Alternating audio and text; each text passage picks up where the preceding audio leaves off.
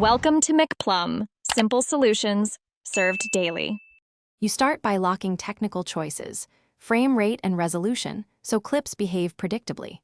Once done, import and label footage, create proxies for 4K, and make a fast, rough cut to the track or beats. You should trim to the main action, use in slash-out markers, and assemble the primary layout on a center track. This early structure saves time. Make sure to enable snapping and ripple edits so subsequent motion tweaks align with your edits. You now focus on movement.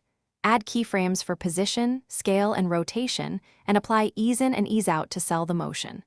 Once done, isolate subjects with masks or track mats and parent elements for consistent motion. Incorporate motion blur and fine-tune velocity curves for natural acceleration. Make speed ramps where impact is needed and always retime against audio cues. You should scrub continuously, adjust Bezier handles, and iterate. You finish by rendering a short test export to confirm motion, timing, and audio sync, then choose a final codec and bitrate for delivery. Once done, batch export the full sequence and save a flattened master plus project backup. If things go wrong, say stuttering or dropped frames, clear the cache, re-render proxies, and test a lower bitrate export.